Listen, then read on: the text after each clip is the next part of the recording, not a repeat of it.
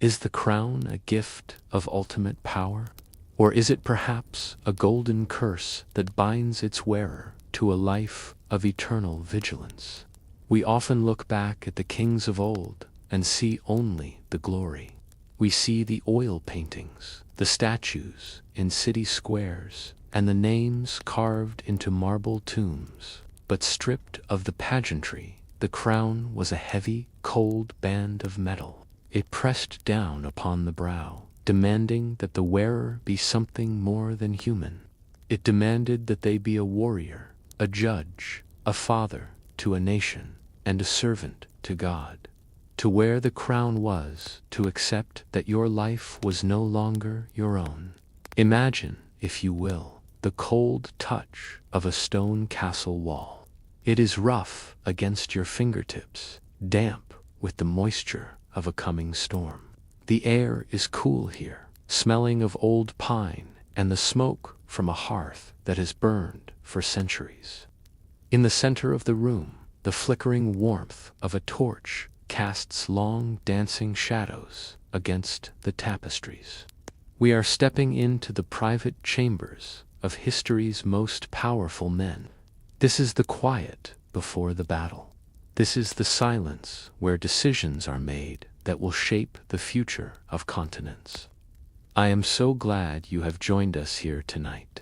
Before we begin our long journey, I would love to know, where in the world are you listening from, and what time is it for you right now? It is always a pleasure to visualize our global community settling in together, from the bustling cities to the quiet countrysides, all united by a love for the past. So, take a moment to find a comfortable position.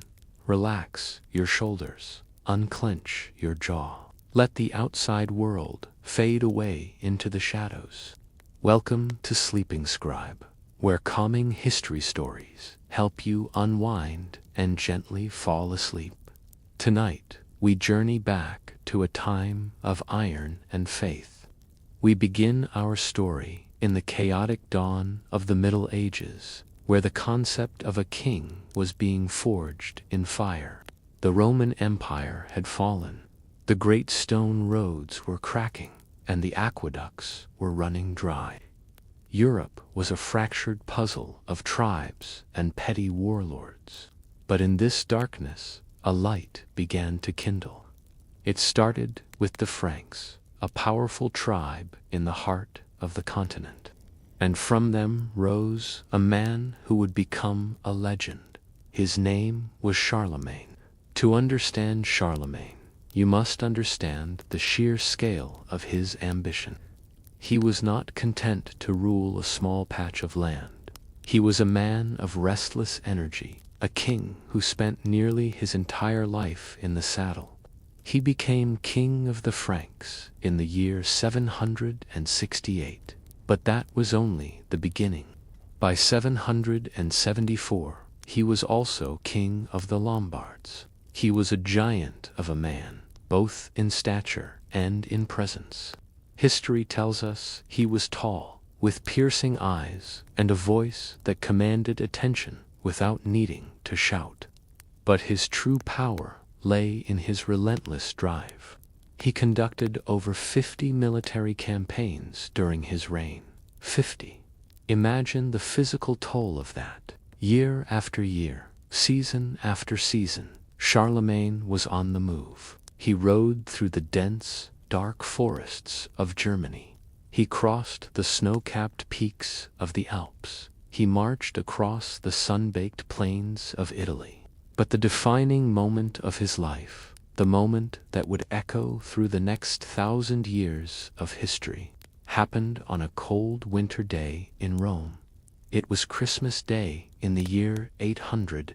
The air inside St. Peter's Basilica was thick with the scent of frankincense and the smoke of hundreds of beeswax candles. It was cold, as grand stone buildings often are in winter, and the breath of the congregation rose in small white clouds. Charlemagne knelt in prayer. He was dressed in the tunic of a Roman patrician, a symbolic gesture for a Germanic king. as he rose from his prayers. Pope Leo III approached him. In his hands, the Pope held a crown. Without a word, the Pope placed the heavy, jeweled circlet upon Charlemagne's head. The crowd erupted. They hailed him as the Emperor of the Romans. It was a title that had been dormant in the West for centuries. In that moment, surrounded by the gold mosaics and the chanting of monks, Charlemagne was no longer just a king. He was the father of Europe. The heavy, rough texture of the imperial cloak placed upon his shoulders was more than just fabric. It was the mantle of civilization itself.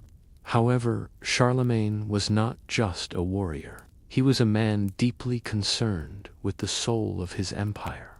He sparked what we now call the Carolingian Renaissance. It was a revival of art, religion, and culture that brought light back to the Dark Ages. He established a palace school at his favorite residence in Aachen. Imagine the steam rising from the thermal springs at Aachen, a place Charlemagne loved dearly. He would swim there with his sons and his nobles, discussing philosophy and theology, while the warm waters soothed their battle-scarred bodies. At this school, he gathered the greatest minds of his age, led by the scholar Alcuin of York. Charlemagne understood that a sword could conquer a kingdom, but only a pen could hold it together. He standardized the currency across his vast realm. He introduced the livre, the sous, and the denier. Imagine the weight of a silver denier in your hand. It was a tangible symbol of stability in a chaotic world. A merchant in Paris could use the same coin as a merchant in Rome. This was the unity Charlemagne brought. Yet, there is a touching vulnerability to this great emperor. Though he promoted literacy and insisted that his children be educated, Charlemagne himself struggled with writing. It is said that he kept slate and parchment under his pillow at night.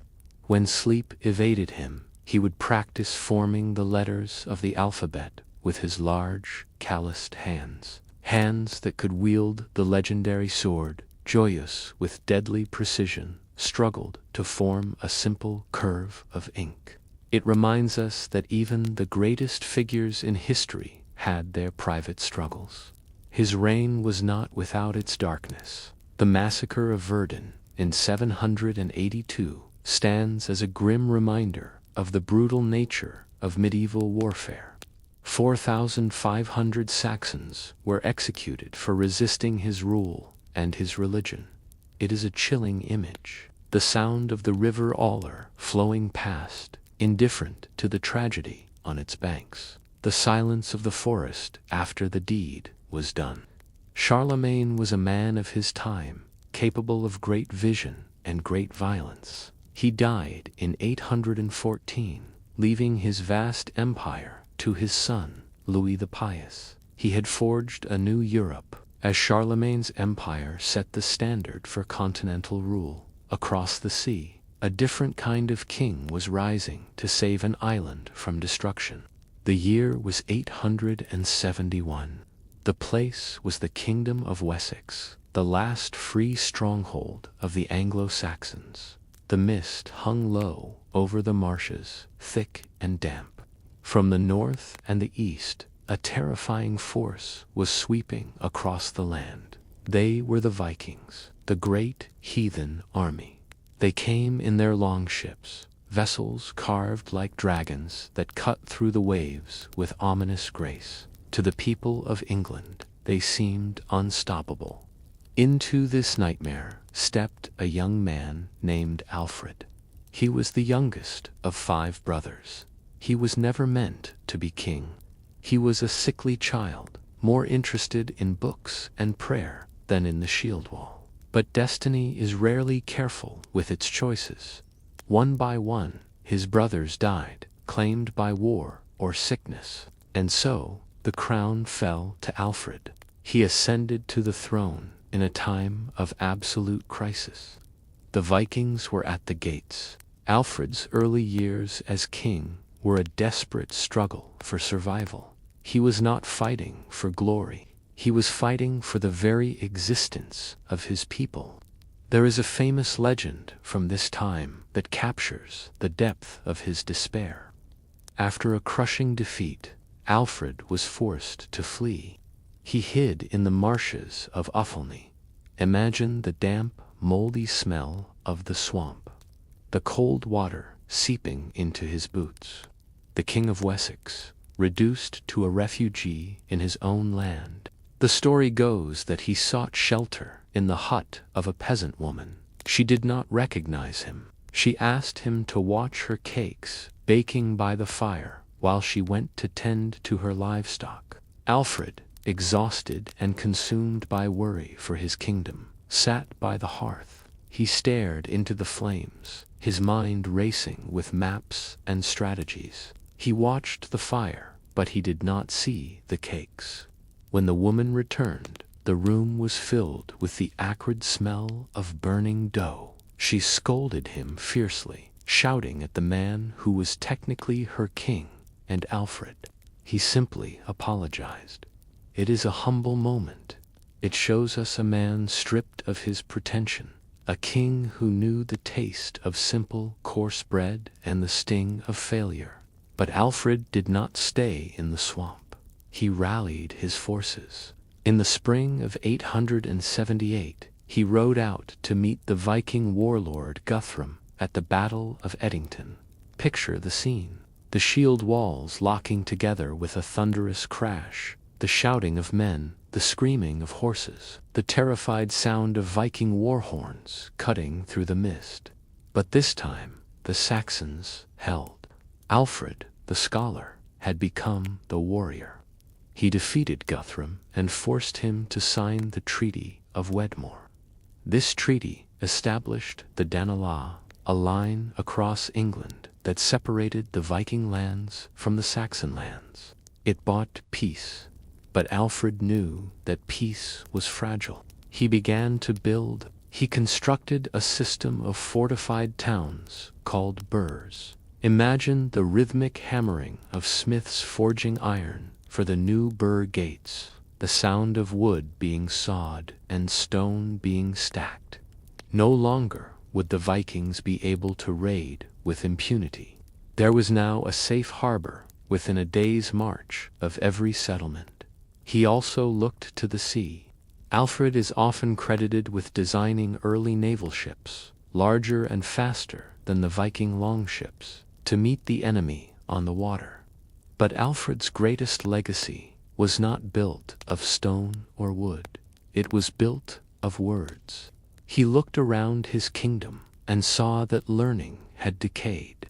The Latin that the monks used was barely understood. So, Alfred did something revolutionary. He commissioned the translation of great books into Old English, the language of the people. He wanted his subjects to understand their faith and their history. He sat by the warmth of a hearth fire, illuminating a rare manuscript with his own hands. He wrote the Doom Book, a code of laws that combined the ancient laws of Moses with the customs of the Saxons. He was a king who believed that justice should be written down, that it should be accessible. Alfred died in 899. He is the only English monarch to be styled the Great. He saved his kingdom not just with a sword, but with a mind. He proved that a king could be a teacher as well as a general. Alfred secured his island, but 2 centuries later, a descendant of the Vikings would return to reshape it forever. The year was 1066. A comet had streaked across the sky earlier that year, a harbinger of doom. On the northern coast of France, a massive fleet was gathering. The man commanding it was William, the Duke of Normandy. He was a man of iron will and cold ambition. He had been the Duke since he was 8 years old. He had grown up surviving assassination attempts and rebellions.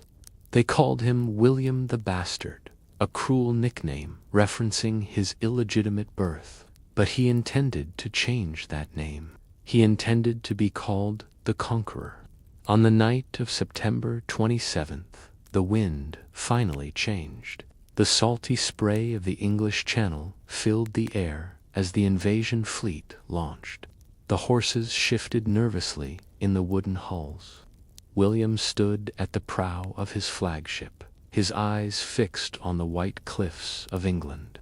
He believed the English crown was his by right, promised to him by the late King Edward.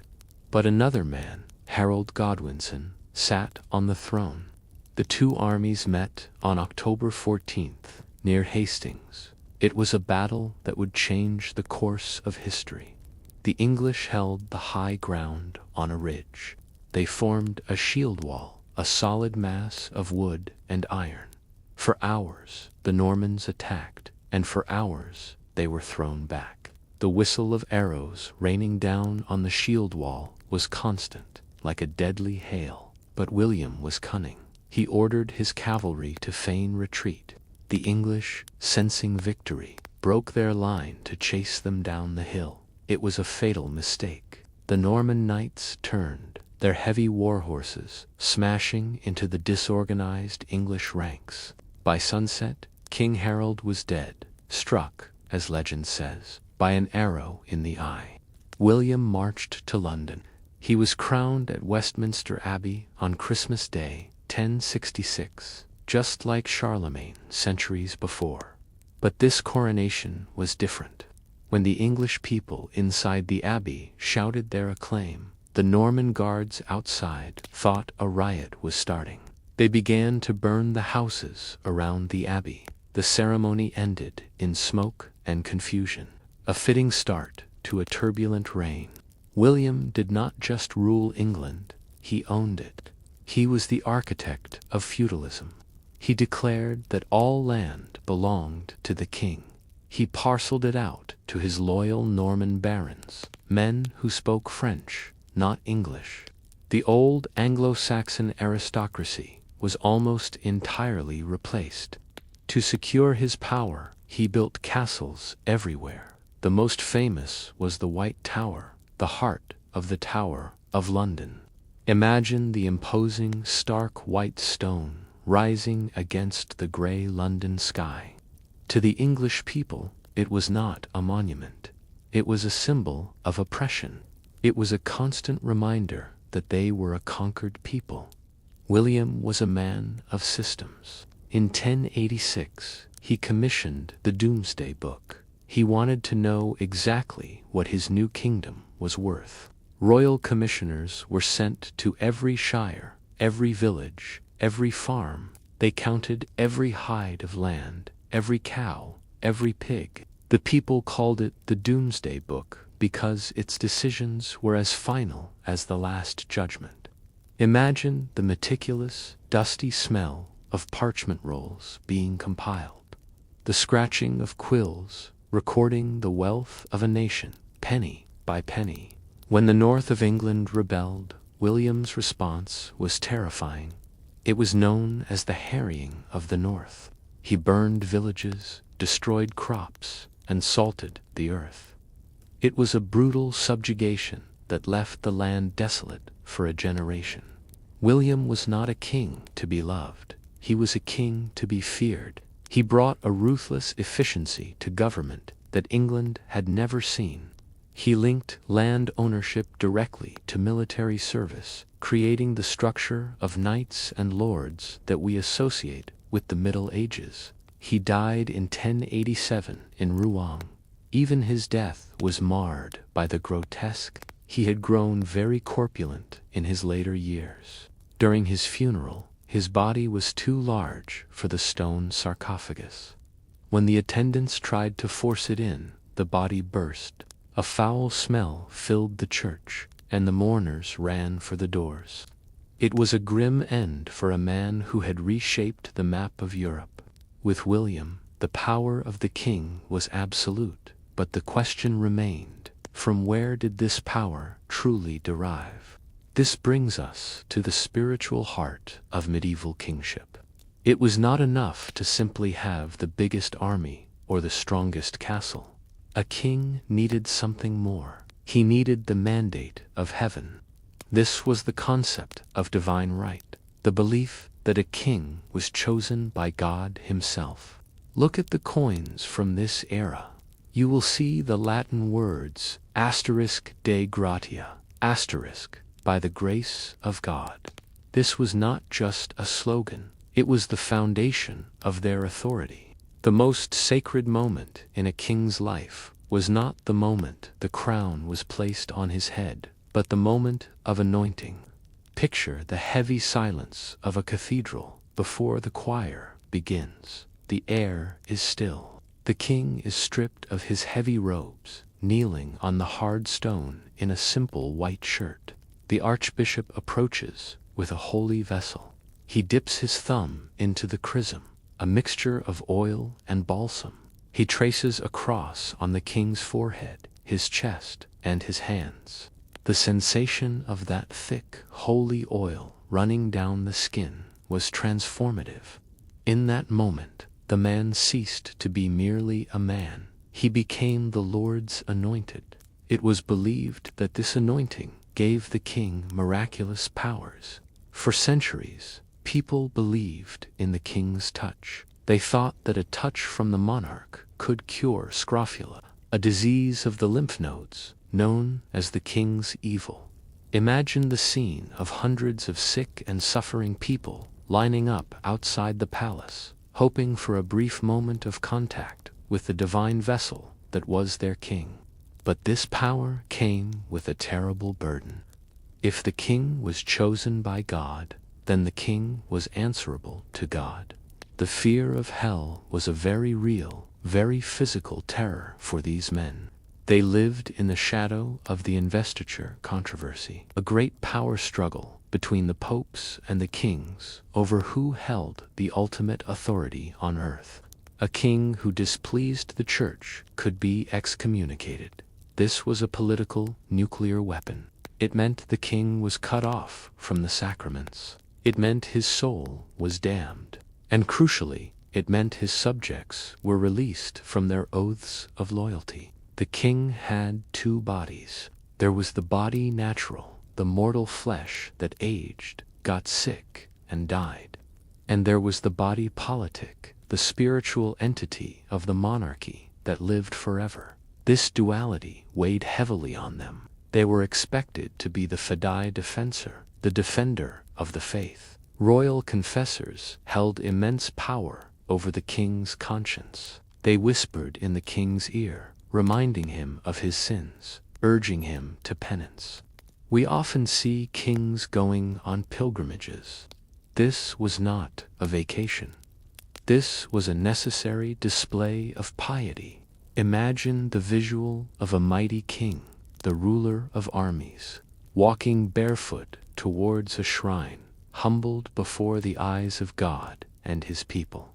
He would kneel on the cold stone, praying for forgiveness, praying for an heir, praying for victory. And if a king went mad, if he was incapable, it was seen as a punishment from God, a test of the nation's faith. The crown was a golden halo, but it was also a crown of thorns. This divine mandate would soon compel kings to leave their thrones and march toward the Holy Land. We have only just begun to explore the lives of these rulers. As we pause here, I wonder, is there a specific era, perhaps the queens of the Middle Ages, or the emperors of Rome, that you would like us to cover in a future story?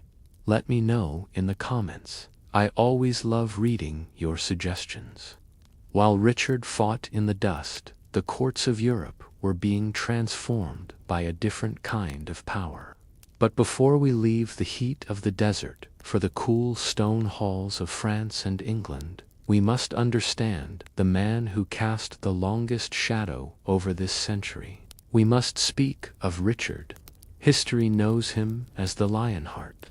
It is a name that vibrates with power, courage, and a touch of savagery.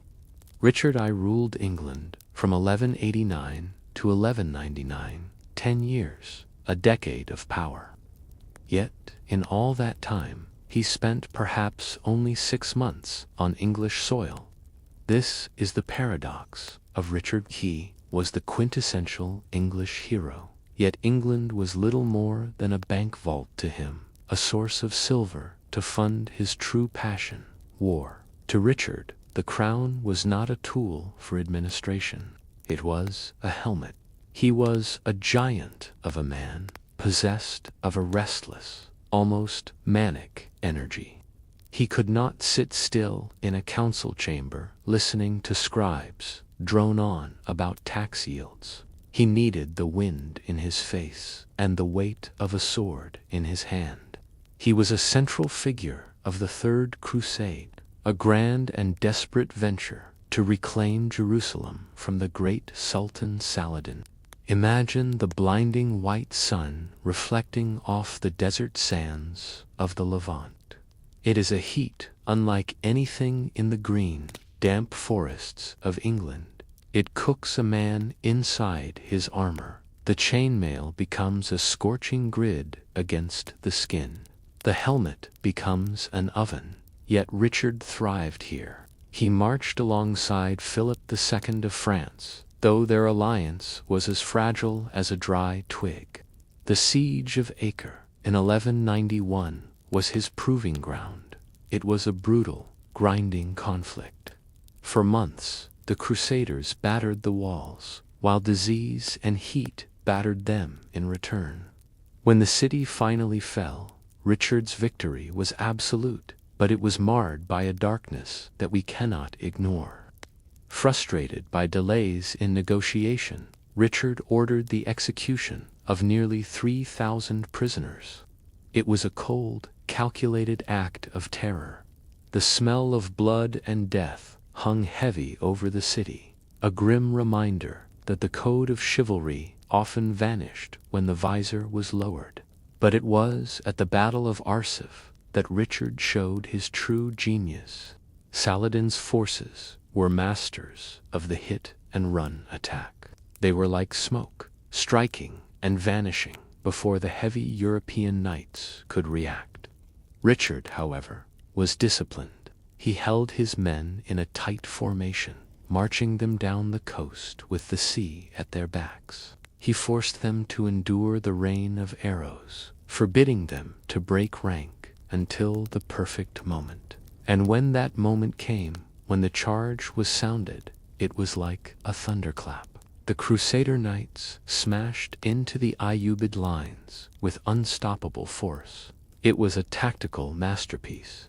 Richard and Saladin never met face to face, yet they shared a bond that was almost intimate. They sent each other gifts. When Richard fell ill with scurvy, Saladin sent him fresh fruit and snow from the mountains to cool his fever. They were two wolves circling each other, each respecting the lethality of the other. In the end, however, Richard could not take Jerusalem. His army was exhausted, his supply lines stretched to the breaking point. He was forced to sign the Treaty of Jaffa in 1192. It was a bitter pill to swallow.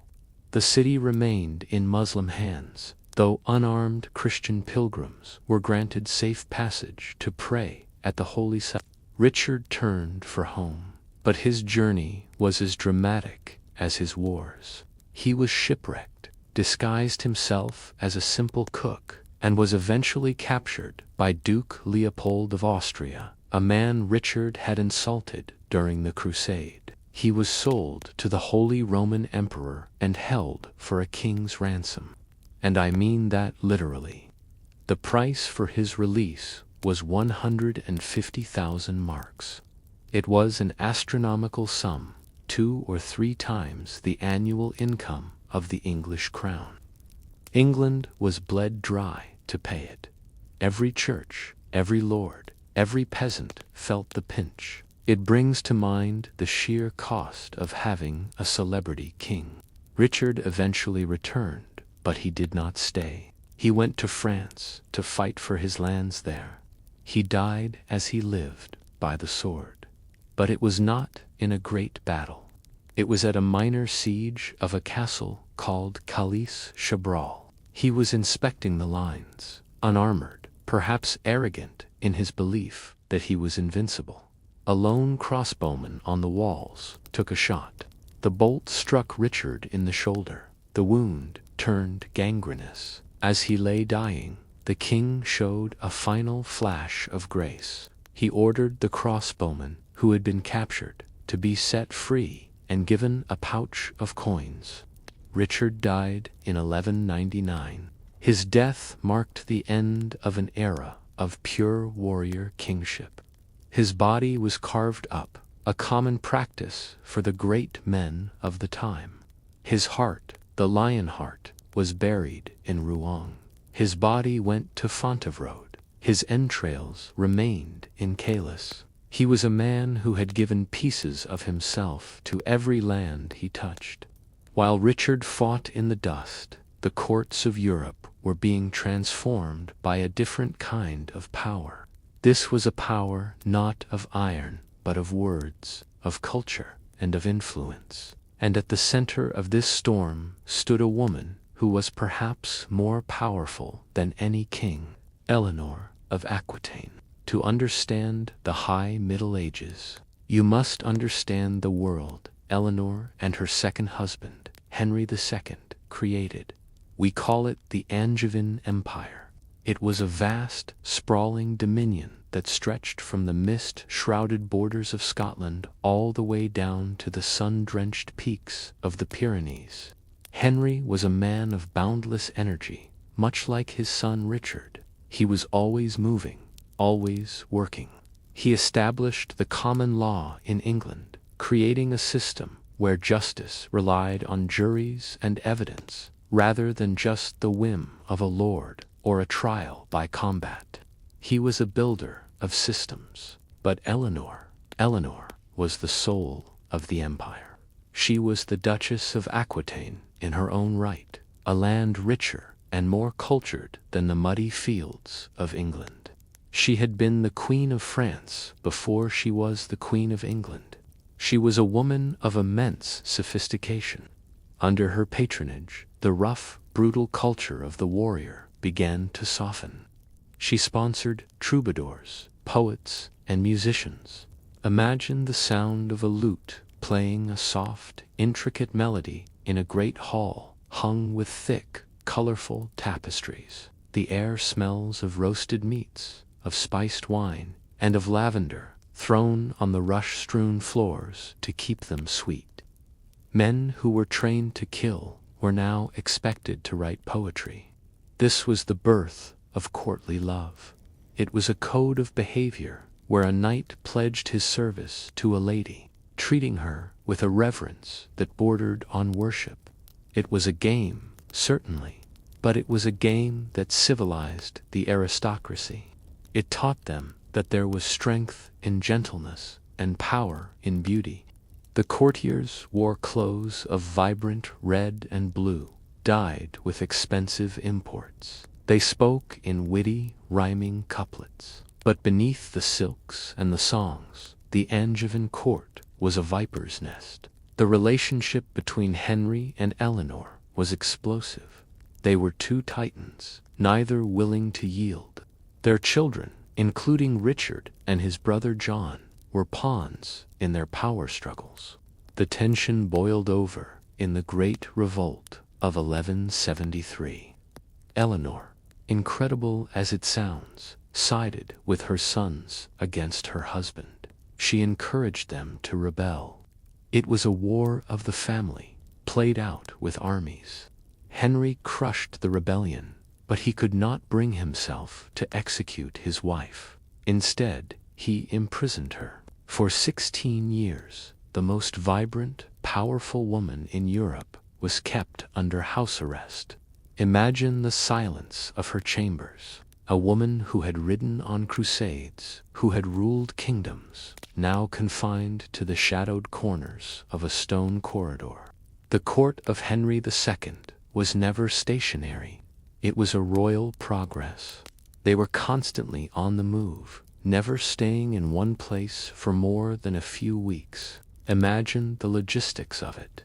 Hundreds of wagons, thousands of horses, cooks, clerks, soldiers, and courtiers, all trudging through the endless mud of the medieval roads. It was a traveling city. It was a display of power, showing the king's face to his people, but it was also a necessity. A medieval court ate a castle out of house and home in a fortnight. They had to move to find fresh food and clean sanitation. Henry died a broken man, defeated and betrayed by his sons, Richard and John. He supposedly said, "Shame, shame on a conquered king." But the legacy he and Eleanor left was indelible. They fused the administrative genius of the Normans with the cultural brilliance of the South. The Angevin passion was contrasted sharply by the cool, calculated piety of their greatest rival in France. If Richard was the lion and Eleanor was the eagle, then Louis IX of France was the dove. He ruled later, in the mid-13th century, and he represented a completely different ideal of kingship. Louis was not just a king, he was a saint. He is the only French monarch to ever be canonized by the Catholic Church. Louis IX ruled a France that was becoming the intellectual and spiritual center of Europe. His grandfather, Philip Augustus, had shattered the Angevin Empire, taking back Normandy and Anjou. Louis inherited a kingdom that was strong, and he decided to make it holy. His most famous architectural legacy stands in Paris today, the Sainte-Chapelle. If you have never seen it, imagine stepping into a jewelry box made of light. The walls are not stone. They are almost entirely stained glass. Deep blues, ruby reds, emerald greens. The glass depicts over 1,000 biblical scenes. When the sun hits it, the air inside vibrates with color. Louis built this chapel to house the most precious relic in Christendom, the crown of thorns, which he had purchased from the Emperor of Constantinople for a fortune. For Louis, kingship was a religious vocation. He was famous for his accessibility. There is a lovely, enduring image of Louis at his palace in Vincennes. He would walk out into the gardens, sit under a great oak tree, and invite anyone in the kingdom to come and speak to him. Imagine the gentle rustling of the oak leaves in the summer breeze. The King of France, dressed simply, listening to the grievances of a merchant or a peasant. He dispensed justice there, not from a high throne, but from the earth. He was known for his personal humility. He would wash the feet of the poor. Picture the scene: the king, surrounded by his glorious court, kneeling on the cold floor. He takes the rough, calloused, dirt-stained foot of a beggar in his royal hands. He washes it gently with warm water and dries it with a towel. It was a powerful performance of piety, imitating Christ. But by all accounts, Louis was sincere. He fed lepers. He wore a hair shirt under his robes to torment his flesh. But this piety had a sharp edge. Louis was a fanatic. He enforced strict moral laws. He banned gambling, prostitution, and blasphemy. He burned Jewish texts. And he was obsessed with the crusade. He led 2 of them, the 7th and the 8th. And this is the tragedy of St. Louis. For all his goodness, for all his prayers, his wars were catastrophic failures. In the 7th Crusade, he invaded Egypt. It started well, but soon bogged down in the heat and the canals of the Nile Delta. Plague swept through the army. Louis himself fell ill. His army was destroyed, and the King of France was captured. He had to be ransomed for a massive sum of gold. It was a humiliation. God, it seemed, did not favor his saint on the battlefield. Years later, he tried again. He launched the 8th Crusade against Tunis in North Africa. It was the height of summer.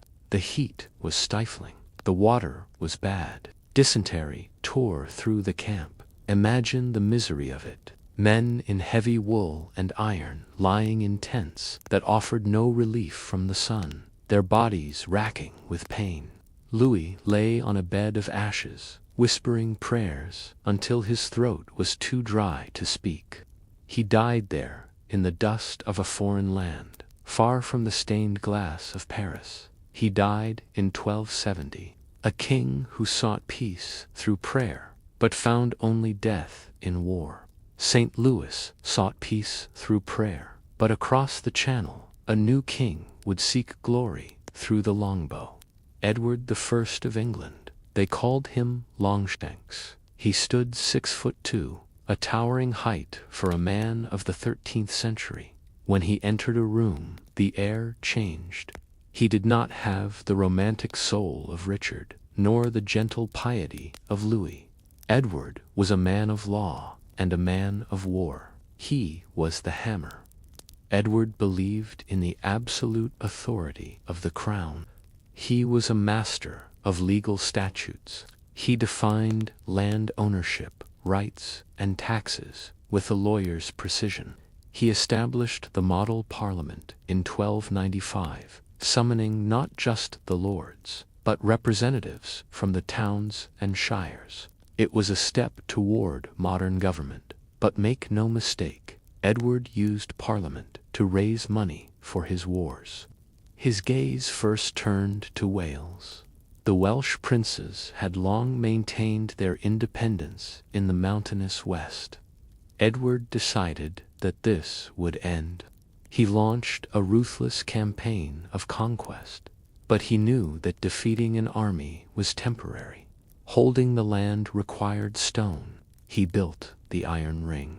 These were not just castles. They were statements of dominance. Conway, Harlech, Carnarvon.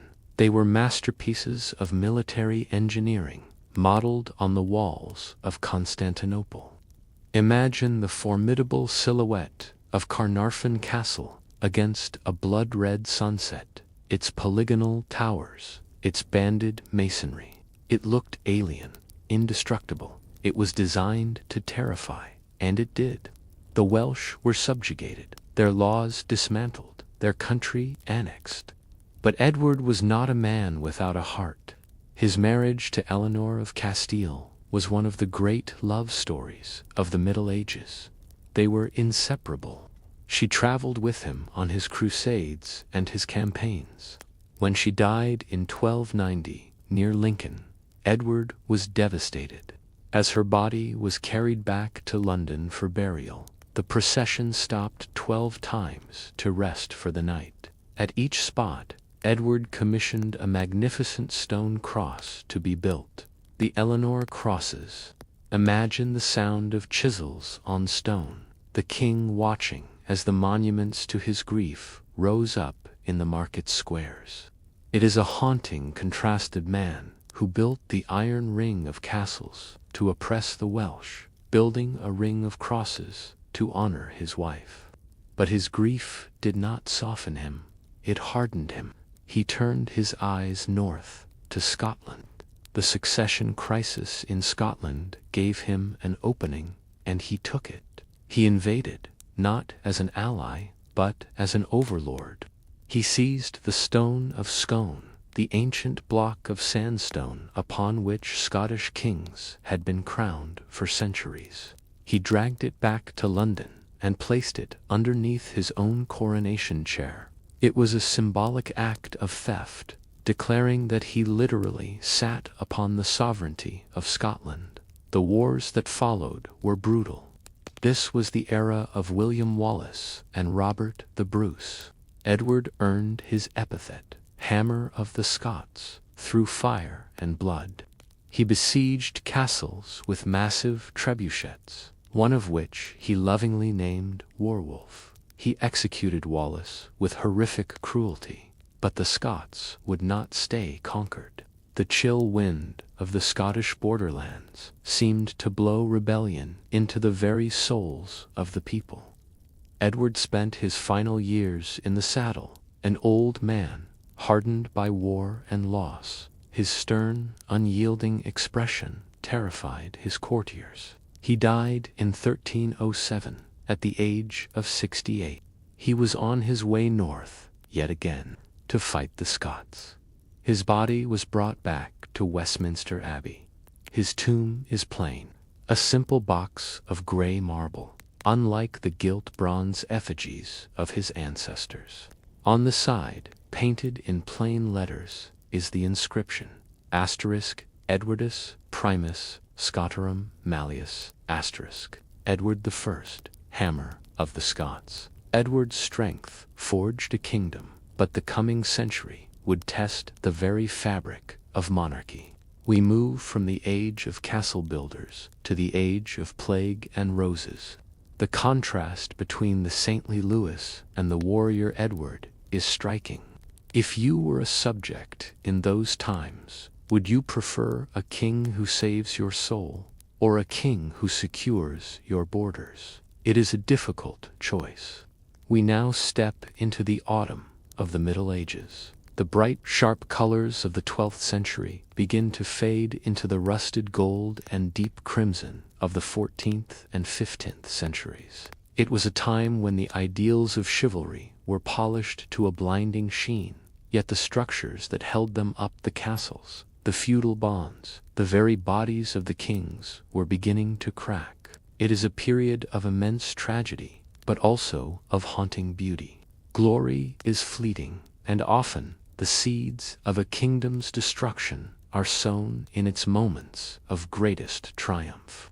To understand this, we must look to England and to a king who seemed, for a time, to be the perfect monarch. Edward III. Edward came to the throne in 1327. He was young, handsome, and obsessed with the romance of King Arthur. He did not just want to rule, he wanted to restore a golden age. And in 1337, he made a decision that would plunge Europe into war for over a century. He claimed the throne of France. It was an audacious move, a legal argument that turned into the 100 Years' War. But Edward understood something crucial. War needs pageantry. It needs a myth to sustain it. And so, in 1348, he founded the Order of the Garter. Imagine the scene at Windsor Castle. The king, dressed in deep blue velvet robes, embroidered with gold thread, surrounded by his 25 greatest knights. They dedicated themselves to the Virgin Mary and St. George. They feasted at round tables, mimicking the legends of Camelot. It was a spectacle of unity and honor. But outside the castle walls, a darkness was gathering that no sword could fight. In that same year, 1348, a ship arrived in the port of Melcombe Regis. It carried a cargo of fine goods, but it also carried the pestilence, the Black Death. It moved through the kingdom like a shadow. It killed indiscriminately. The peasant in his hut, the priest in his pulpit, the lord in his manor, none were safe. Imagine the eerie silence of a village where the only sound is the wind rattling the shutters of empty houses. The fields lay untilled, the crops rotting in the earth because there was no one left to harvest them. Nearly half the population of England perished. Yet, incredibly, the war went on. The king continued to hold his tournaments. The knights continued to ride, even as the graveyards overflowed. It is a surreal juxtaposition, the feasting tables groaning under the weight of roasted peacocks and swans, while a mile away the death carts rumbled through the mud. Edward's greatest weapon in this war was his son, also named Edward, but known to history as the Black Prince. He was the model of chivalry, a tall, imposing figure who captured the imagination of his age. But he was also a brutal tactician. He led campaigns known as chevauchés. These were not battles for territory, they were raids of destruction. The Black Prince would ride through the French countryside, burning villages, destroying mills, and ruining the land to deny resources to the French king. Imagine the soft, dying light of a setting sun over the fields of France, obscured by the thick, black smoke of burning harvest. It was total war, waged on the backs of the peasantry. Yet, on the battlefield, the Black Prince was invincible. At the Battle of Crécy in 1346, he and his father unleashed a new terror upon the chivalric knights of France. The longbow, the French knights, weighed down by heavy plate armor, charged across the muddy field. They expected a clash of swords. Instead, they were met by a terrifying, whistling cloud. Thousands of arrows, tipped with bodkin points that could punch through steel, darkened the sky. The sound was like a swarm of angry hornets. The flower of French nobility fell before they could even swing a sword. The victory was repeated 10 years later at Poitiers in 1356. The Black Prince not only defeated the French army, but captured their king, John II. Imagine the shock of it. A king, God's anointed, taken prisoner like a common soldier. He was brought back to London, not in chains, but in a procession of humiliating grandeur. The Treaty of Bretigny in 1360 followed, marking the high water mark of English power. Edward III effectively controlled a third of France.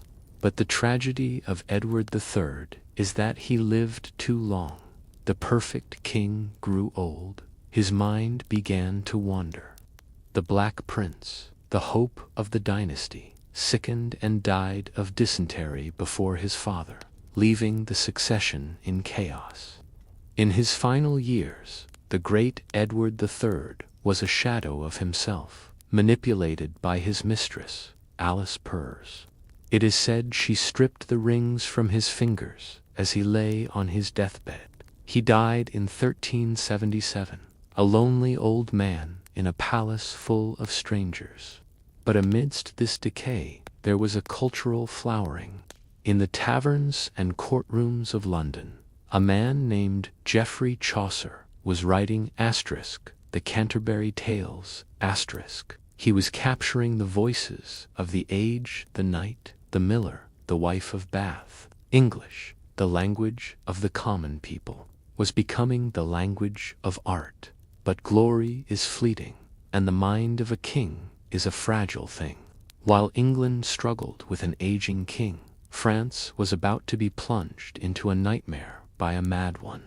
The story of Charles VI is one of the most heartbreaking in medieval history. They called him Charles the Beloved when he took the throne. He was young, eager, and popular, but there was a fracture in his mind, waiting for the right pressure to split it open. It happened on a hot August day in 1392. Charles was riding through the forest of Le Mans on a military expedition. The heat was stifling. The sun beat down on his heavy velvet surcoat and the steel of his armor. The air buzzed with insects. Suddenly, a page dropped a lance. The loud clatter of metal on metal snapped something in the king's mind. He drew his sword, screaming that he was betrayed. He attacked his own men, killing 4 knights before he was overpowered. When he woke, he was confused and horrified. But this was only the beginning. His illness, which modern doctors suspect was paranoid schizophrenia, came in waves. In his darkest moments, he forgot his name. He forgot he was king. He ran through the corridors of his palace, howling like a wolf. Most tragically, he developed what is known as the glass delusion. Charles believed that he was made entirely of glass. He was terrified that if he sat down too hard, or if someone bumped into him, he would shatter into 1,000 pieces. He had iron rods sewn into his clothes to protect his fragile glass ribs. He would sit motionless for hours in the corner of his room, wrapped in thick blankets, his eyes wide with terror.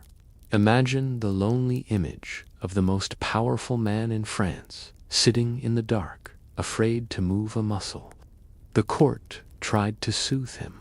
They held parties and masks to distract him.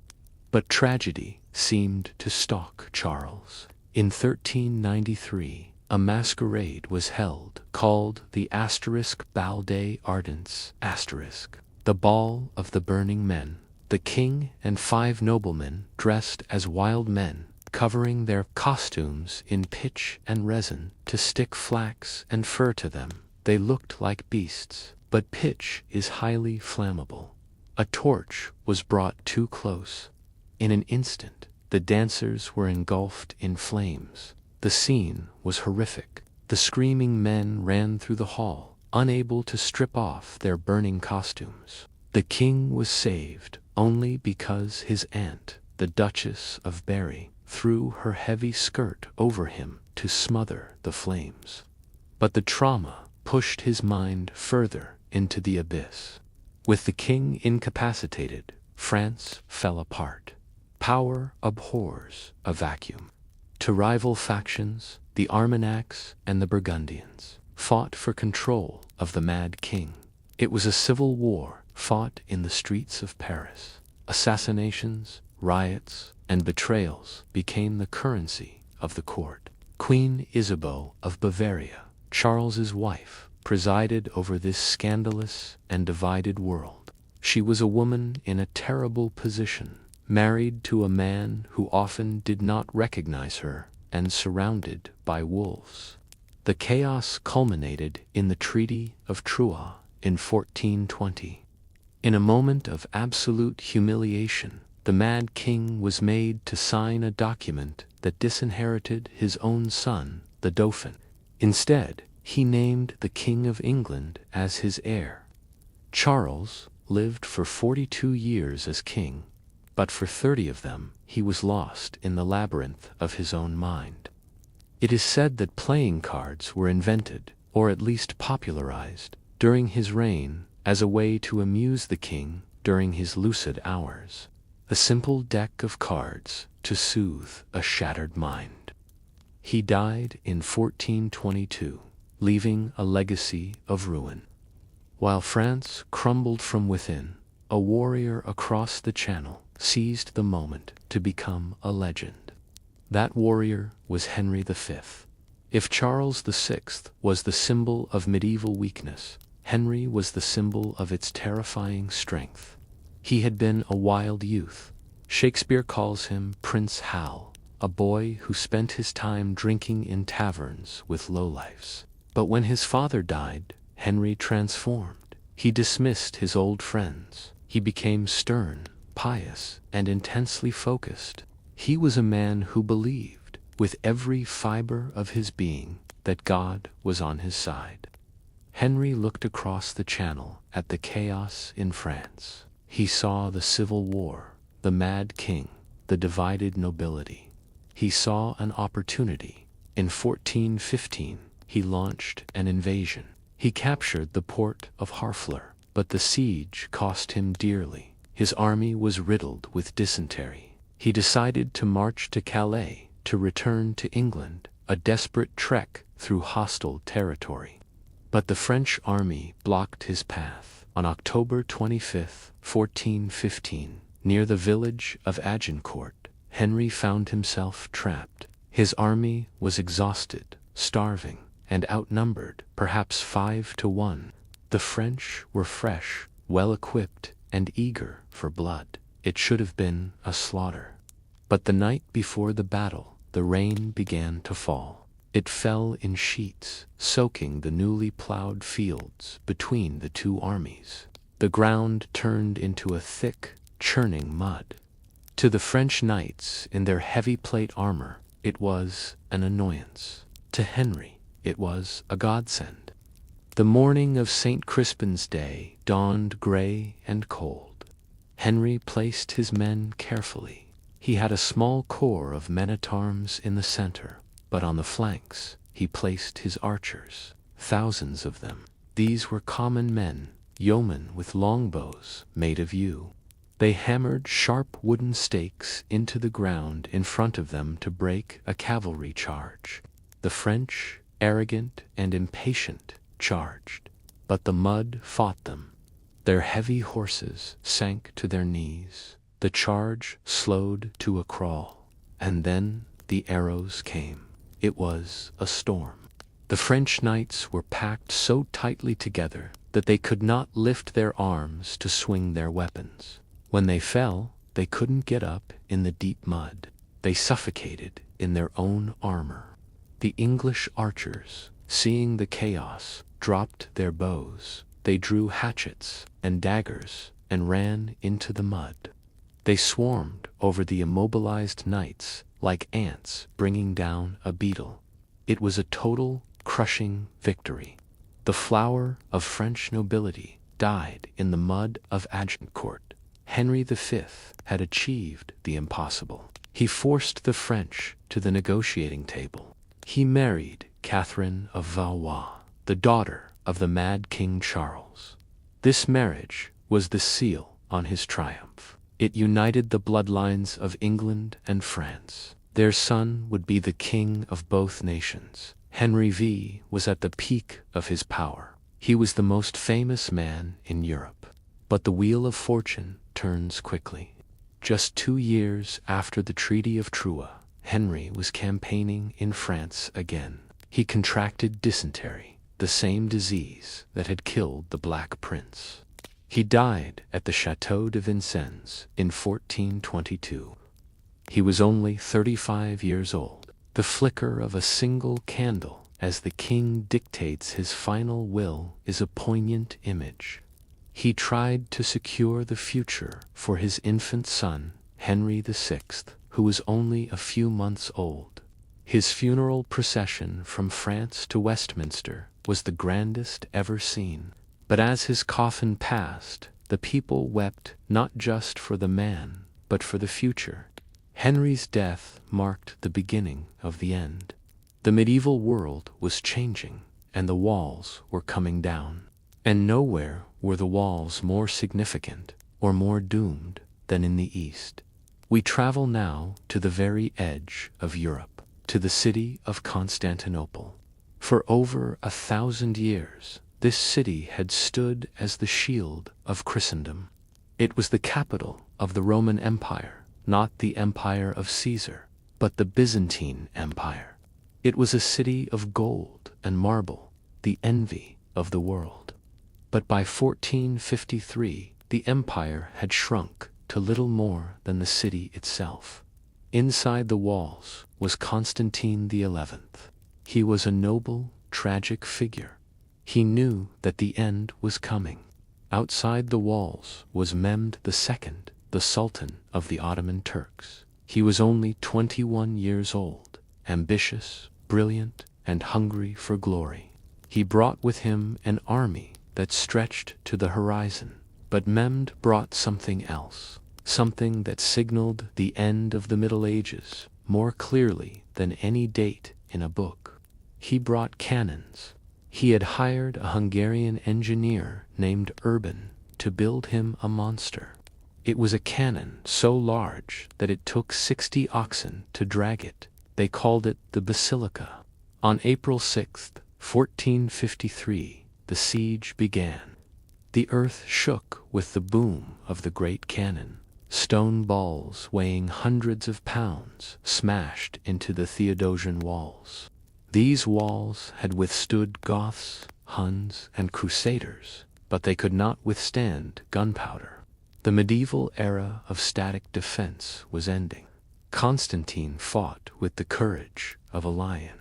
He repaired the breaches in the walls at night with wood and earth, but Mehmed was relentless. The city was protected by a massive chain boom stretched across the Golden Horn, the inlet of water that protected the city's harbor. The Ottoman navy could not pass it, so Mehmed did the impossible. He ordered his ships to be dragged over land. Thousands of men and oxen pulled the heavy galleys over greased logs, up a steep hill, and down the other side, bypassing the chain. When the Byzantine defenders looked out the next morning and saw the Ottoman fleet in their harbor, their hearts broke. The final assault came on May 29th. The noise was deafening: drums, trumpets, and the roar of artillery. Constantine XI knew all was lost. He cast off his imperial purple ornaments so he would not be recognized. He drew his sword and plunged into the thickest part of the fighting. He was never seen again. He died with his empire. The Ottomans poured into the city. They made for the great church, the Hagia Sophia.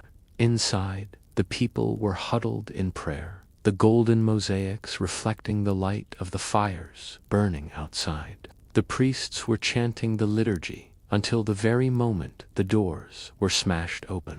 Mehmed entered the church. He was awestruck by its beauty. He stopped the looting and declared that this would now be a mosque. The fall of Constantinople was a psychological earthquake for Europe. Scholars fled the burning city, clutching precious manuscripts of Plato and Aristotle in their arms. They ran to Italy. These texts, this injection of ancient Greek knowledge, would help spark the Renaissance. The smell of gunpowder hung over the Bosphorus. It was a new scent, replacing the medieval air of incense and horse manure. The walls had fallen. The knights were fading into history. The story of the medieval king comes to its close. And so, the sun sets on the age of armor and stone. We have walked a long road tonight, from the frost-covered plains of Charlemagne's Saxony to the muddy fields of Agincourt, and finally to the broken walls of Constantinople. The medieval king, that unique blend of warlord, judge, and divine vessels, lowly transforms into the modern monarch. Their wars, their passions, and their prayers have shaped the very map of our world. As we leave the battlefield and the throne room behind, let us carry with us not the violence, but the human stories of those who wore the crown. The struggle of Alfred in the marshes, the heartbreak of Charles in his glass delusion, the quiet dignity of Constantine on the walls. Thank you for walking this path of history with me. If you've enjoyed this journey, please do consider subscribing and liking the video. It truly helps our community grow. Now, let us drift deeper into the quiet details of their world. Let the sound of the cannon fade, replaced by the gentle scratch of a quill on parchment, the rustle of silk, and the slow, steady breathing of a world at rest. Good night. The shouting of the battlefield has faded. The clash of steel on steel, the thunder of hooves, and the cries of men dying in the mud have all drifted away into the silence of history. We have walked through the lives of kings, through their wars and their madness, their triumphs and their tragedies. But now, as we reach the end of our journey, I invite you to step away from the narrative of events. Let us step instead into the quiet, candlelit rooms where the true essence of kingship was maintained. History is often told through dates and battles, but life is lived through objects, through rituals, and through the slow, rhythmic turning of the days. A king was not just a man. He was a symbol, encrusted in gold and velvet, bound by ancient customs that dictated his every move. Tonight, we will examine the regalia of state. We will look closely at the textures of power, the weight of the crown, the smell of the anointing oil, the taste of the feast, and the cold touch of the marble tomb. Relax and let your mind drift into the sensory world of the medieval monarch. The life of a king began, truly, with a single day: the coronation. It was a ritual so complex, so laden with meaning, that it transformed a mortal man into God's vice-regent on earth. But before the glory of the ceremony, there was the silence of the vigil. Picture the night before the coronation. The king is alone. He has been stripped of his fine silks and wears a simple white tunic. He kneels in a private chapel, perhaps within the Tower of London. The stone floor is cold beneath his knees. The air smells of old incense and damp masonry. He is fasting. He is praying. This is the moment of purification. Outside, the city of London is buzzing with anticipation, a hive of noise and preparation. But in here, there is only the flickering light of a single candle and the weight of the burden he is about to assume. The next morning, the procession begins. The king rides from the Tower to Westminster. The streets are packed with humanity. Tapestries are hung from the windows of houses, splashing color against the gray timber frames. The conduits run with wine instead of water. But the true transformation happens inside the abbey. Imagine the hushed rustle of 1,000 silk robes as the king enters. The air is thick, hazy, with the smoke of beeswax, candles, and thuribles swinging rhythmically, dispensing clouds of frankincense. The choir begins to sing. The sound reverberates off the high stone vaulting, a wall of sound that hits you in the chest. Zadok the priest and Nathan the prophet anointed Solomon king. It is a sound that connects this moment to the biblical past. The first act is the acclamation. The archbishop presents the king to the four corners of the abbey north, south, east, and west. He asks the people if they are willing to do him homage and service. The response is a roar, a shout of God, save the king. It is the last remnant of the ancient tribal election, a formality, perhaps, but a necessary one. Then comes the oath. The king lays his hand on the Gospels. The parchment is smooth, the binding rough with jewels. He promises to protect the church, to do justice, and to uphold the laws of St. Edward. These are words, but they bind him more tightly than chains. And now we reach the heart of the mystery, the anointing. This is the moment that matters. The king is stripped of his outer robes. He stands in his shirt. A canopy of gold cloth is held over him by 4 knights of the Garter. This is to shield this most sacred moment from the eyes of the common people. It is a private covenant between the king and God. The archbishop holds the ampulla, a vessel shaped like an eagle, made of pure gold. Inside is the chrism oil. This is not ordinary oil. It is a mixture of olive oil and balsam, perfumed with sesame, rosé, cinnamon, and musk. It is a scent that is rich, cloying, and holy. The oil is poured into the coronation spoon. This spoon is ancient, older than the crown itself, a survivor of centuries. The archbishop dips his thumb into the oil and traces the sign of the cross on the king's hands, his breast, and the crown of his head. The sensation is visceral. The thick, warm oil on the skin, the smell of roses and cinnamon filling the small space under the canopy. In this moment, the man is believed to be changed. He is no longer just a biological entity. He is the Lord's anointed. The oil is dried with fine linen, but the spiritual mark remains. Then comes the investiture, the dressing of the king. He is not dressed in the clothes of a man, but in the vestments of a priest. First, the colobium cindonis, a simple linen shift. Then, the supertunica. Imagine the weight of it. It is a long coat of gold silk, lined with crimson. It is stiff with embroidery, heavy with history.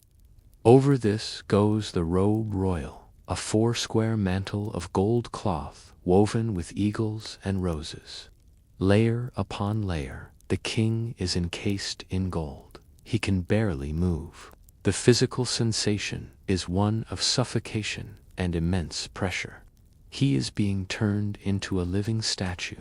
Symbols, are brought to him. The golden spurs are strapped to his ankles, the prick of the metal reminding him of his duty as a knight.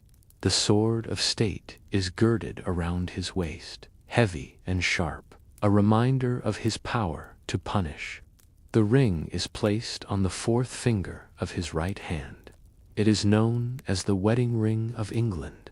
The gold is cold against his skin, the sapphire huge and heavy. He is married to his realm. Finally, the climax. The archbishop lifts the crown of St. Edward. It is made of solid gold, 444 precious stones set into its frame. Sapphires, rubies, amethysts, topazes. It weighs nearly 5 pounds. As the archbishop lowers it, the king feels the immense physical weight of it pressing down on his brow. It is not comfortable, it is a burden. It settles onto his head, heavy, cold, and unyielding.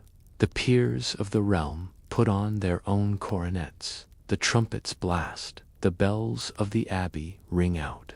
He is king, but the ritual does not end with the church. It flows out into the secular world, into the celebration of the body and the senses.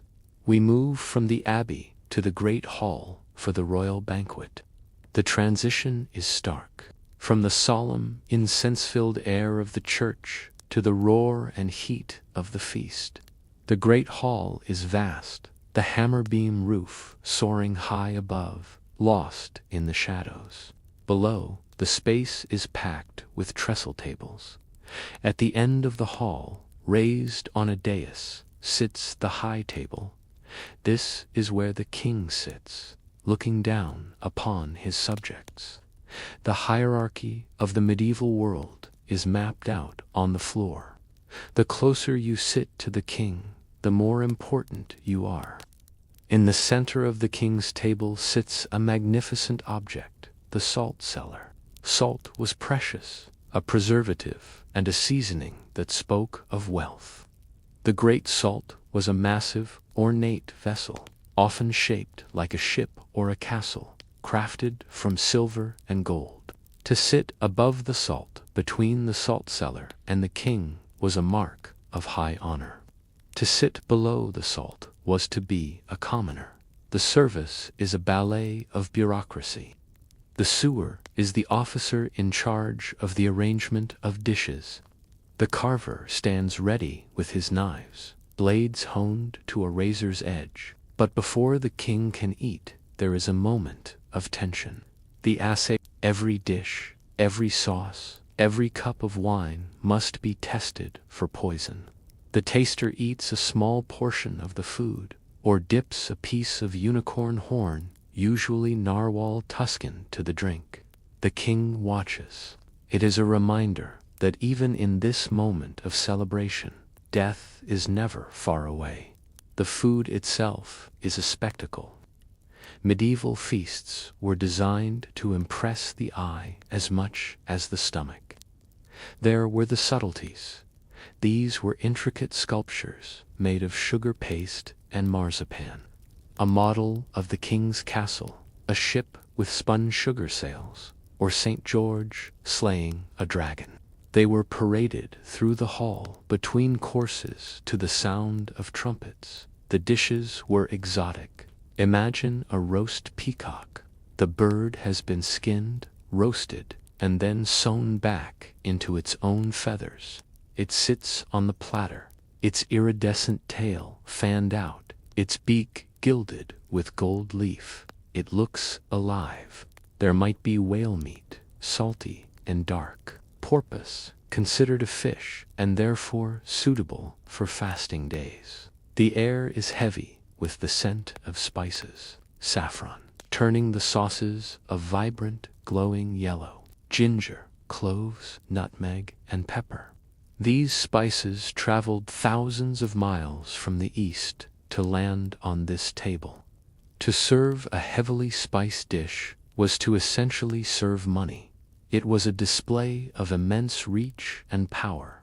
The guests do not eat off porcelain, they eat off trenchers. These are thick, rectangular slabs of stale, coarse bread.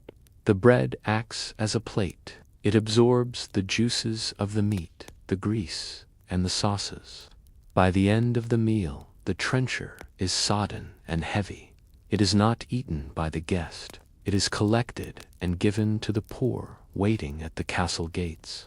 It is a cycle of charity woven into the excess. Music floats down from the minstrel's gallery. The plucking of a lute, the drone of a bagpipe, the high, clear voice of a boy soprano. It mixes with the murmur of hundreds of voices, the clattering of knives, the barking of dogs, fighting for scraps in the rushes on the floor, and the hygiene. Ritual hand-washing was essential. Before and after the meal, servants appeared with basins of silver, pouring warm water, scented with rose petals or chamomile, over the guests' hands. The king would dry his hands on a towel of fine linen. It was a moment of delicacy in a world that could be rough and dirty. From the chaos and sensory overload of the hall, we move now to a quieter place, the engine room of the kingdom. We leave the feast and enter the chancery. The king's justice was not just about swords, it was about wax. The medieval state ran on parchment, in a room filled with dust motes, dancing in the shafts of light from high windows. The clerks and scribes labored. The central object here is the Great Seal. This was the physical manifestation of the king's will. It was a silver matrix, two heavy discs that, when pressed together, formed a double-sided image. The king on his throne on one side, the king on his horse on the other. Without the seal, a law was just a piece of paper. With the seal, it was the voice of God's lieutenant. Imagine the smell of the sealing wax. It is beeswax mixed with resin to make it hard, and pigment to give it color. Green for charters that granted rights in perpetuity, red for letters patent. The wax is heated until it is soft and viscous. The smell is distinctive earthy, sweet, and slightly chemical.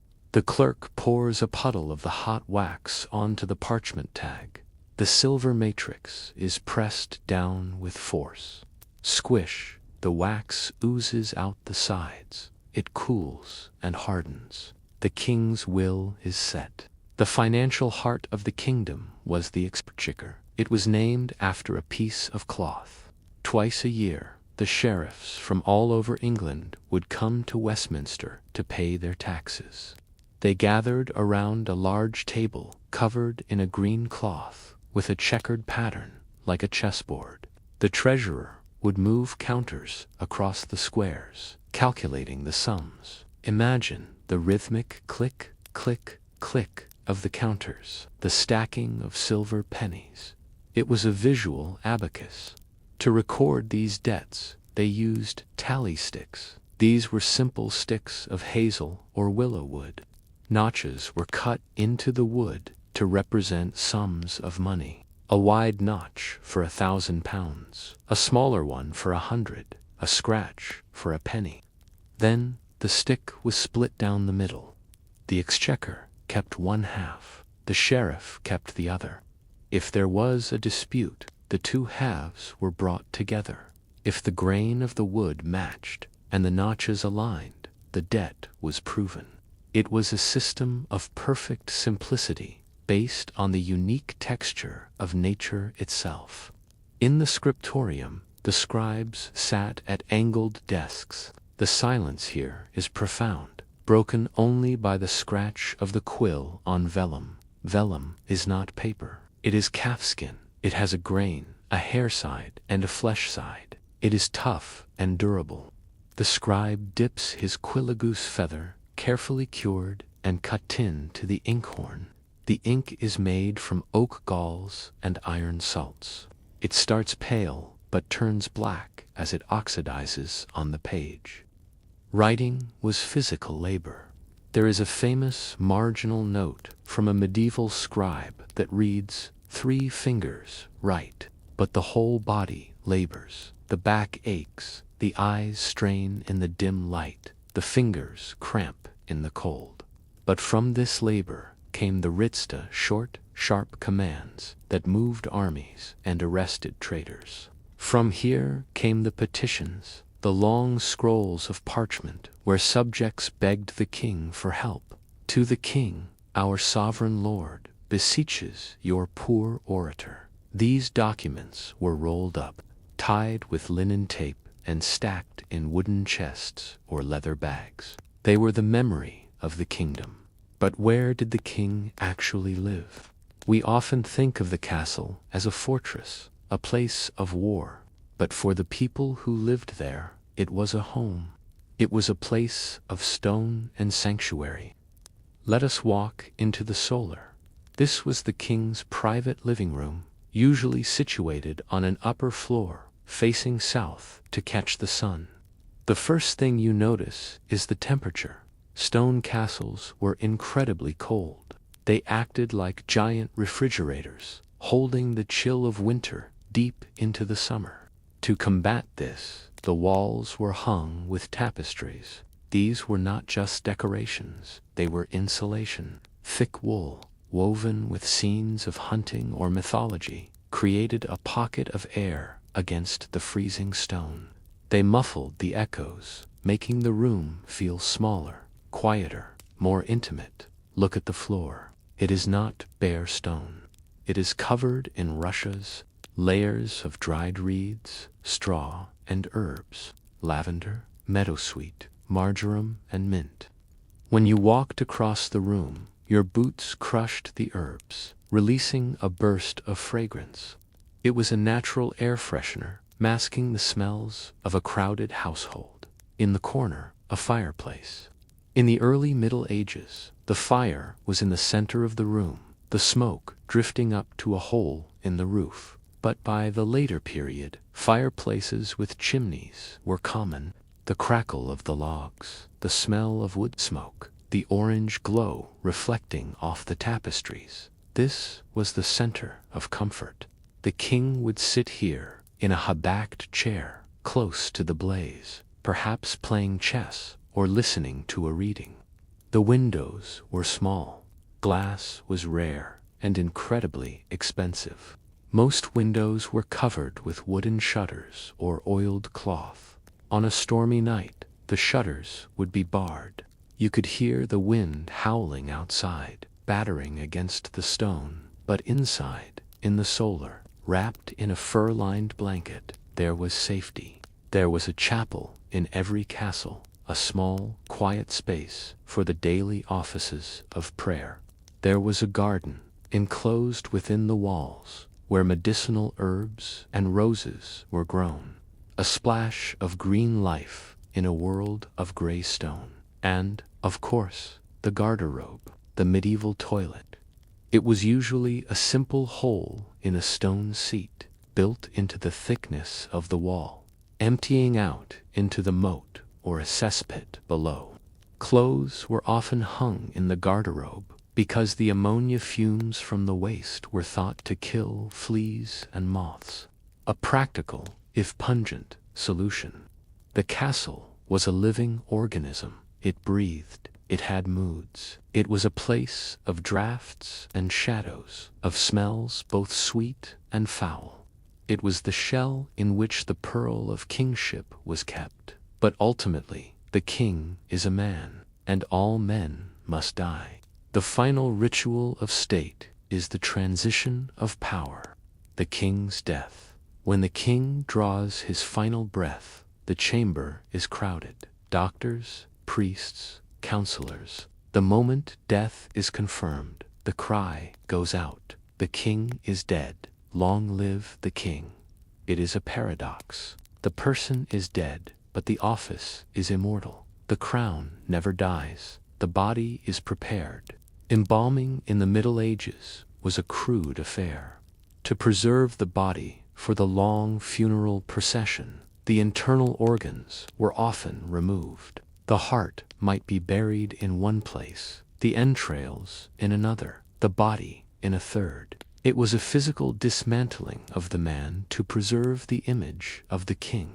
Because the body would decay, an effigy was often used, a life-sized figure made of wood or wax, dressed in the coronation robes, wearing the crown. This effigy was placed on top of the coffin during the procession. To the crowds lining the roads, the king looked as he did in life, serene, powerful, untouched by death. The funeral service was a spectacle of black velvet and gold candlelight. Hundreds of monks singing masses for the king's soul. The heavy scent of lilies and burning beeswax filling the cathedral. The slow, rhythmic tolling of a tenor bell, marking the passing of time. The king is laid to rest in a tomb of marble or alabaster. On top of the tomb is the Gizantha recumbent statue of the king. He lies there with his hands pressed together in prayer, his eyes open, staring eternally towards heaven. His feet rest on a lion, symbolizing his courage. Sometimes, underneath this idealized statue, there was a second sculpture, a cadaver tomb depicting the king as a rotting corpse, eaten by worms. It was a memento mori, reminder to the living that even kings are dust. The household is broken up. The white staves of office carried by the steward and the chamberlain are snapped in half and thrown into the grave. Their service is ended. The great seal is broken or defaced so that no more writs can be issued in the dead king's name. A new seal will be made for the new king. The wheel turns, the sun steps forward, the coronation is planned, the oil is prepared, the weavers begin to stitch the gold cloth. The rituals of the crown were a cycle, a wheel that turned slowly through the centuries. From the anointing oil to the marble tomb, the life of a king was a performance of power and piety. These structures, these laws, and these stones remain with us, silent witnesses to the past. We see them in the ruins of the castles on the hilltops. We see them in the faded ink of the Magna Carta. We hear them in the silence of the cathedrals. The men are gone. The gold has been melted down and recast a dozen times. But the dream of the king, the dream of a protector, a judge, a father to the people that dream endures. Thank you for listening. As the fire burns down to embers and the castle grows quiet, let these stories settle in your mind. Rest well and good night. The history books are closed now. The dates and the battles, the laws and the lineages have all been written down and put away. But history has a shadow. It has a dream self. When the hard facts of the day fade, the soft, golden light of legend takes over. We move now from the world of what definitely happened to the world of what might have been, to the stories that people told each other around the fire when the winter wind howled outside the castle walls. We move into the realm of myth. Relax your mind. Let go of the need for facts. Let go of the need for truth. Here, in this twilight space, the only truth is the feeling of the story. Here, the kings are not men of flesh and blood, but figures of silver and mist. We begin with the greatest dream of them all, the once and future King Arthur. Real kings, as we have seen, were flawed. They were greedy, they were mad, they were violent, but Arthur was the ideal. He was the mirror in which every medieval king hoped to see his own reflection. The legend comes to us from the mists of the Celtic past, written down by scribes like Geoffrey of Monmouth in his History of the Kings of Britain. But it feels older than ink. It feels as old as the stones. They say he was born at Tintagel. If you go there today, you can see why the legend took root. It is a place where the land fights the sea. Jagged cliffs of dark slate rise up from the churning Atlantic Ocean. The waves crash against the rocks with a sound like thunder, sending sprays of white foam high into the air. The mist rolls over the green hills of Somerset, wrapping the ruins in a blanket of white. It is easy to imagine a wizard standing on those cliffs, his cloak billowing in the wind, holding a babe in his arms. Merlin, the archetypal advisor, the man who saw the future as clearly as the past. Arthur's life is a circle of magic. We all know the story of the sword in the stone. It is a story of destiny. In a churchyard, a sword is stuck fast in an anvil and a stone. The greatest knights in the land try to pull it out. They heave and they strain, their muscles bulging, their faces red with effort. But the steel does not move. It is held by the earth itself. Then comes the boy, Arthur. He is not looking for power. He is looking for a sword for his brother. He grips the hilt. The metal is warm to his touch, and with the ease of drawing a spoon from water, he slides the blade free. But there is another sword, a sword of the water, Excalibur. Imagine the surface of a lake, still as a black mirror, hidden deep in an ancient forest. The trees hang low over the water, their branches trailing in the dark depths. There is no sound here, no bird song, only the silence of magic. Slowly, without a ripple, a hand breaks the surface. It is clothed in white samite, a fabric that shimmers like moonlight. The hand holds a sword. The scabbard is encrusted with jewels that glow with an inner light. This is the gift of the Lady of the Lake. It is a weapon not of war, but of sovereignty. Arthur built Camelot. It was the dream of a perfect court, a place where justice was not just a word, but a reality. At the center of the great hall stood the Round Table, in a world of strict hierarchy, where every man knew his place below another. The Round Table was a radical dream. There was no head of the table. No one sat above the salt. Lancelot, Gawain, Percival, Arthur, they sat as equals, brothers in arms. But dreams are fragile. The tragedy of Arthur is that he was too perfect for a broken world. His kingdom fell, betrayed from within by his own family, by Morgan le Fay, and by his son Mordred. The final battle was fought in a mist, so thick that no man could see his enemy. And there the king fell. But he did not die, not in the way other men die.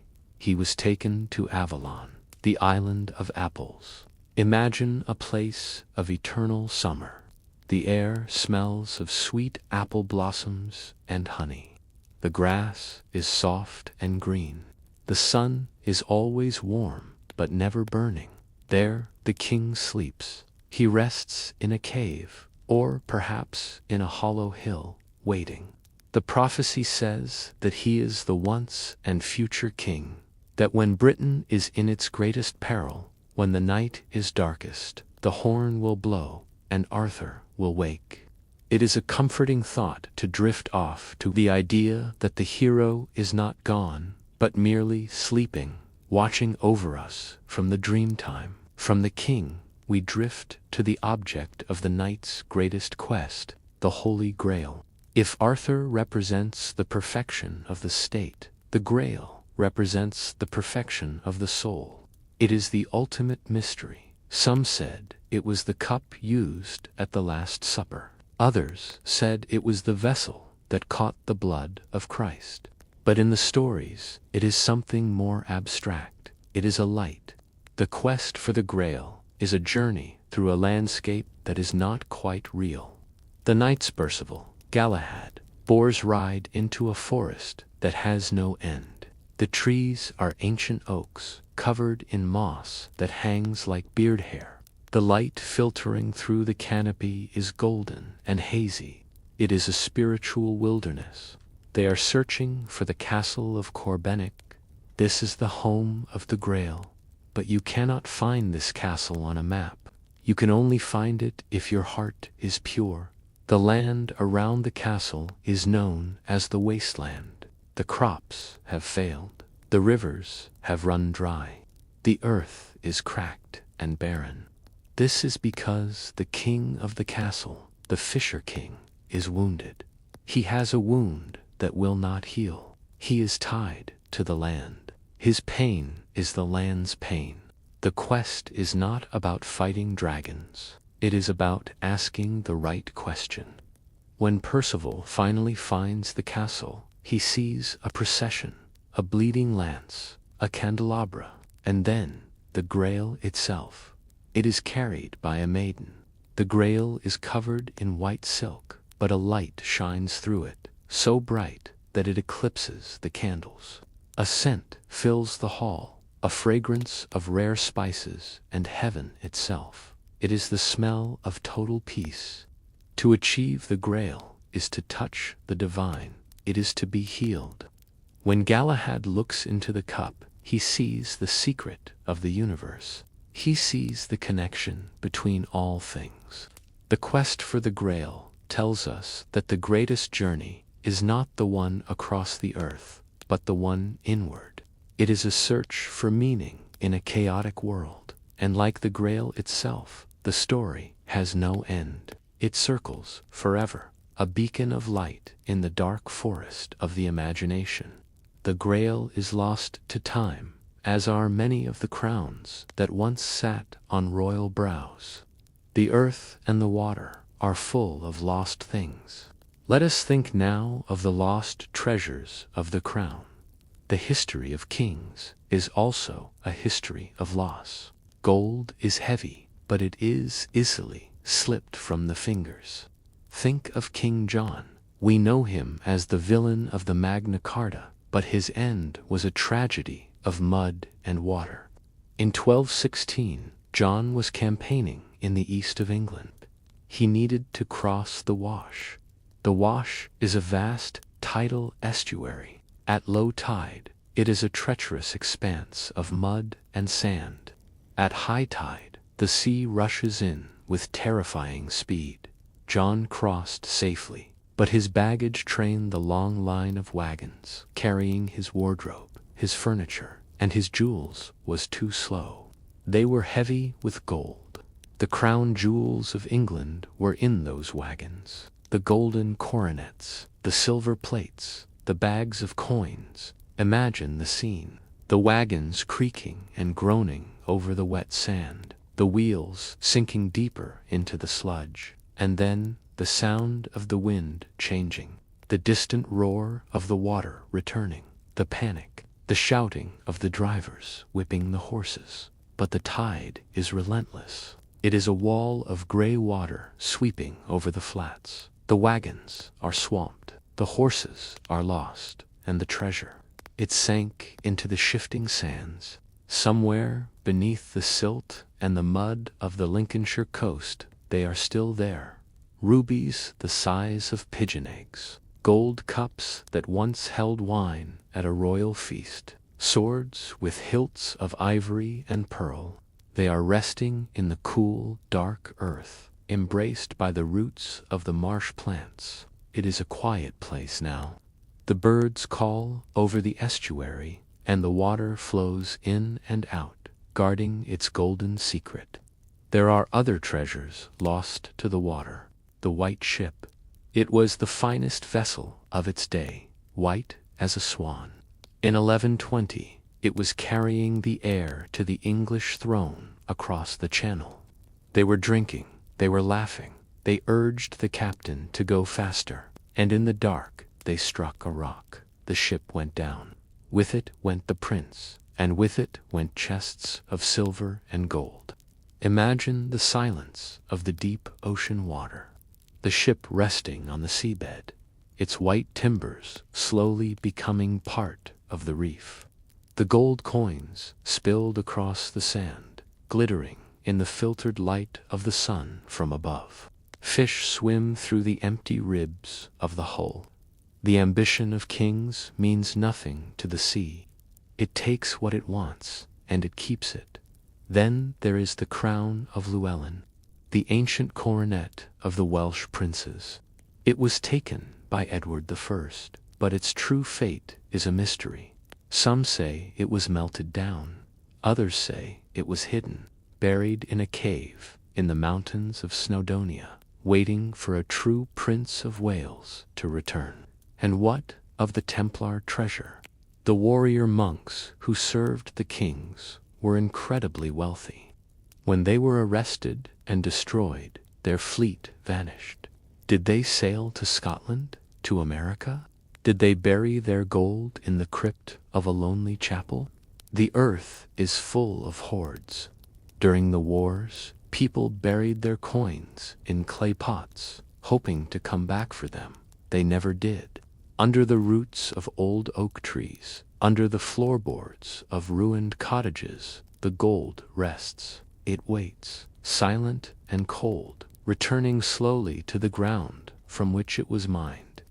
The treasure rests in the earth, and the earth itself remembers the kings in the form of the royal forests. In the Middle Ages, the forest was not just a collection of trees. It was a legal entity. It was the king's playground, the royal forest. These were vast tracts of land reserved for the hunt. The New Forest, Sherwood Forest, the Forest of Dean. Step with me now into the ancient woods. The canopy is thick overhead, a roof of green leaves that filters the sunlight into shafts of gold and dust. The air is cool here, smelling of damp moss, pine needles, and rich, dark soil. The ground is soft underfoot, a carpet of dry leaves that muffles your footsteps. This is a place of stillness. The ancient oaks stand like sentinels. Their trunks are massive, gnarled and twisted by centuries of slow growth. These trees were saplings when William the Conqueror rode through here. They have seen kings come and go, and they have remained. The hunt was a ritual. It was not a chaotic chase, but a slow, rhythmic dance. The king and his courtiers would ride through the glades, their horses stepping high.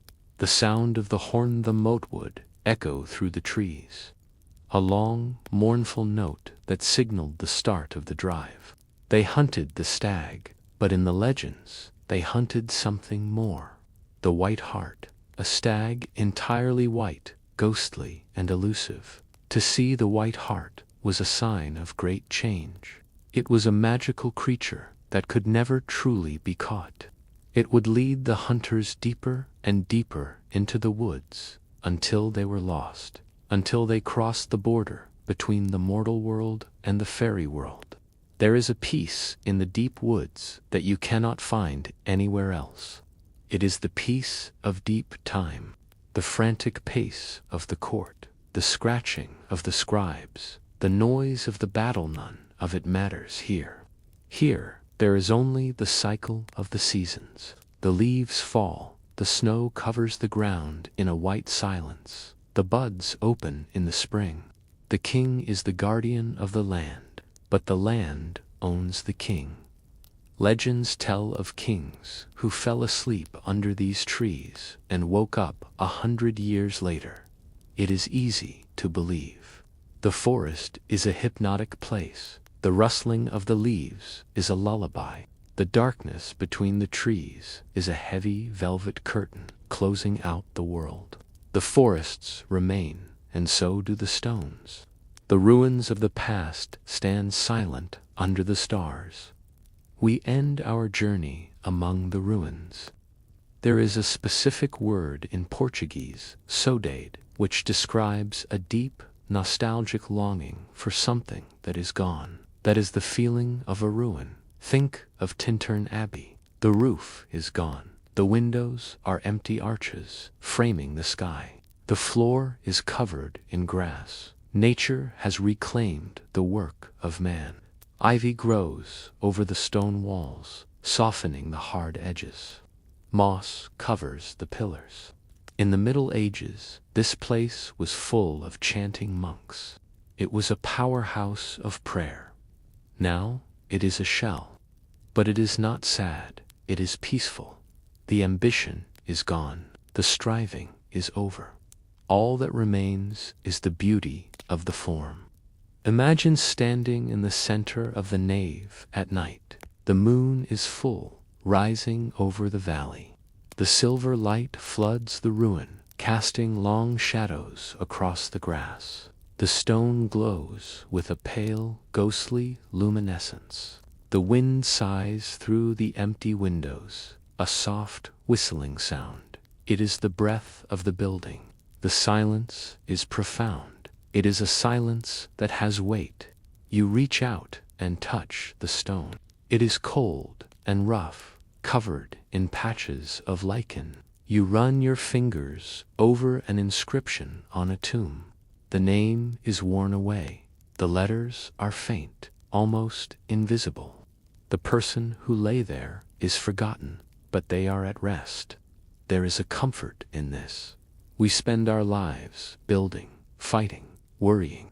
We try to leave a mark, but time erases everything. The castle walls crumble and fall into the moat. The gold sinks into the mud. The name on the tomb fades, and what is left? Peace, the peace of the earth taking back its own. The ruins tell us that it is okay to let go. It is okay to stop fighting. It is okay to rest.